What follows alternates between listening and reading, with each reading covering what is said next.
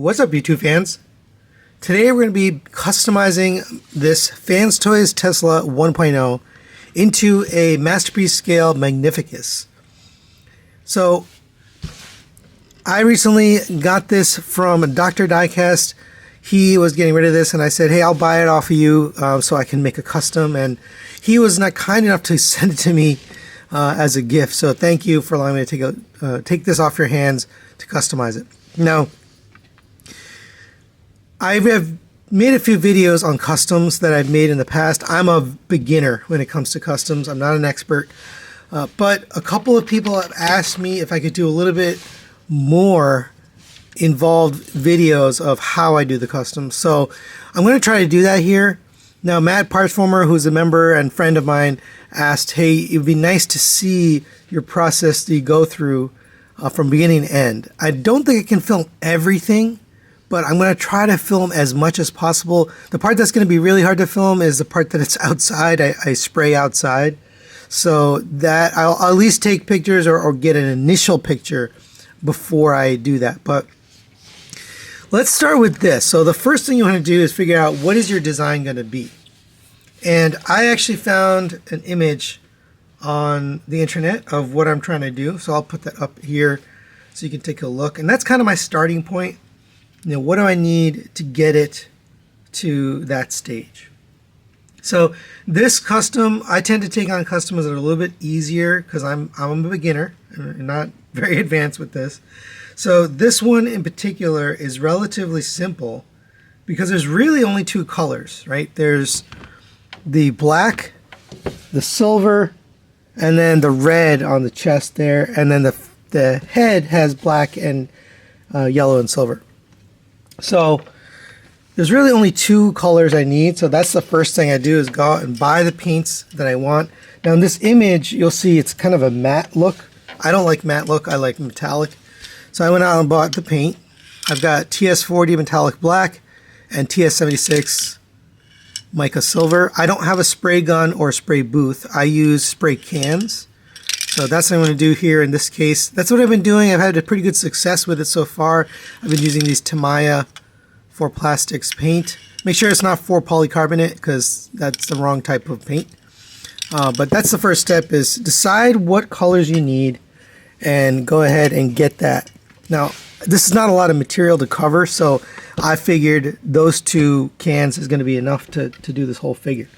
Next thing is you have to customize any parts. And obviously the head is not right here. So thankfully and luckily, I've got this head from the FT Tesla 2.0. It came with this head. And this is the toy head, toy style head. So I'm not using this with my Tesla. So I figured, why not see if I can work it with this there. The other thing is weapons. Do you have any weapons and you need to paint them or customize them? Now this guy, you know, he didn't come with any weapons. He was a cheap, I guess, eBay purchase, and it didn't come with anything, just a figure. So I grabbed this gun from Tesla 2.0. This is going to be the perfect gun for him, at least in my opinion. So we're ready to go on this one as well. I do still have to get these screws out of here so I can take apart the shoulder, and you know, this will be 2 pieces to paint, but other than that, it's ready to go. So, all right, and here is the finished product, and overall, pretty happy with it. There are some issues, I'll talk about those, but it does look pretty nice. We got the black, silver, and then the red, which I had to add later because I forgot to mask off this inner chest. So I'll just show you. I did use a metallic red there. It's a little bit dark because I had already painted it black. The right way to do that would have been to mask it off and then leave it as the red plastic that was underneath, but either way, it's okay. And all the chrome parts, you know, they do look good, so I left them all chrome. I do want to talk about some of the issues, but let me talk about the articulation on this guy. Usually when you paint a figure, things tighten up a bit. That's true here. Did have some issues along the way that I'm going to talk about. So first of all, the head, I did attach with a pin, and I forgot to show this on the members video where it goes over how I did all the customization. If you're interested in that, you can join as a member. It's $1. You can literally just join for this month, watch that video, and then, you know, give up the membership next month. But I did put a pin through here And I forgot to show that in the video, but that's holding the head on. So now I get full articulation out of the head. So it goes up and down, rotates around. And it's a pretty darn good looking head sculpt. Kind of matches perfectly. I didn't paint the head because I didn't need to. This still goes up and down on this hinge. It also bends at this upper hinge. So you can also flop it to this side if you want. You can unpeg it from here, flip it over to this side, and have it on that side if you want. I mean, I don't know why you necessarily need to, but you can. Maybe it's like a Mirrorverse, version of Perceptor or whatever. But we'll get that back in there. This still works, so the little gimmick to extend the microscope part works. I like to have it collapsed for robot mode, but this is transformable, but I don't know if I'd want to risk it based on some of the cracked plastic inside of here. As I was taking it apart, there are some cracked pieces inside his chest, so I did have to be careful. I had to glue a couple pieces back in there, but shoulders rotate around. This is nice and tight now, just because I've taken it apart and it has paint out to the side on this joint here. We have rotation at the bicep. The peg on one shoulder, I can't remember, I think it was this one. That peg actually crumbled, so I had to glue it back on so that both arms would still rotate, but they do rotate at the elbow. You have a double jointed elbow here.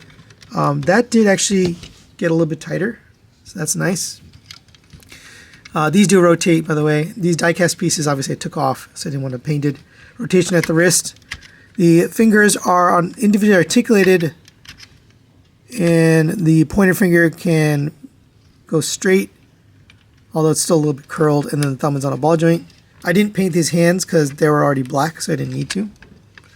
For the waist, you have a waist rotation here. Pretty sure this is, I can't remember, it's supposed to be ratcheted. No, it's not. It's not ratcheted. For the legs, you have hip skirts here. I did paint the hip skirts, front and back. That's on a ratchet. That goes up to there. And I'm being careful with the paint, but back to there. Out to the side on a soft ratchet. A rotation here at the thigh. This silver came out pretty nice because it's got that clear coat on top, and so it just has a nice shine to it. 90-degree bend to the knee on a soft ratchet. Ankle tilt in and out, and forward and backward, and then toe tilt and heel tilt. And I didn't paint these toes or heels because they're die cast. They didn't need paint. As far as weapons, I mentioned I just have this one weapon. I did have to customize the handle here. I thought about customizing this. Actually, I could just paint this and it'll look fine, but you're not going to see the handle when you put it in the hand anyways. But I did have to shorten this up so it would fit in here. But it does fit. This is the gun from Tesla 2.0, like I mentioned. This one was a cheapie and it didn't come with a gun, but there you go. And for a quick comparison, there it is with my other customs I've made. The first one was this custom broadside, and then this custom twin cast from the DS Recording Alliance, and now my Magnificus. And I think it was really this one that encouraged me to continue with this, because this was so easy. It was very easy to take apart. It was relatively easy to paint. The only thing I really needed help with was this chest piece that had to be custom made, thanks to Adrian S., who actually designed and created that and sent it to me all the way from Australia. And then the head and the feet I got off of eBay. It was a little kit, add-on kit. But that was a really easy figure, so that kind of encouraged me to move on to this one. Now, this one had a little bit more complexity to it. Anytime you've got colors inside of colors like this, you have to mask it off, and that makes things harder. Or like things like this where it's attached and I can't really get it off. Those kinds of things will make the painting job a lot more complex. And then there's a lot going on these back panels, which you can't see right now, but for the transformation into the tape deck mode. So this one definitely taught me some things. I learned a few things. One was, definitely do clear coat. Number two is buy enough paint so you can cover all the areas. But this one, again, relatively straightforward, just gray and black with that red, which I forgot to mask off, so I ended up painting it afterwards, but it came out okay. So yeah, I suggest if you're a beginner doing this, pick projects that are straightforward, relatively simple. And just for completeness, there it is next to the Tesla 2.0 and the original colors of Tesla 1.0. And I really like how this came out. Definitely going to go on the toy shelf with the other, toy repaints that I have. And yeah, overall pretty happy with how this turned out. It's not perfect. There's a couple little things, like I've got a little paint scrapage there. This shoulder joint's a little bit looser than I want because I couldn't get the screw back in. And little, you know, imperfections here and there that you're not going to notice on camera, but I know that they're there. But other than that, I'm pretty happy with it. Relatively straightforward and simple project. Now, since I got this figure for free, that made it even better, thanks to Dr. Diecast. I only spent money on the paint and my effort, you know, my time. So this makes this, what, a $24 figure or $30 figure, I think, with the paint. So not too bad. A project that I think anybody could really do out there if you're inclined mechanically to take things apart and you have patience with paint. Thanks so much to Dr. Diecast for allowing me to customize this copy. I'm sending him a gift back as a thank you. But that's it for today. Thanks for watching. We'll see you next time.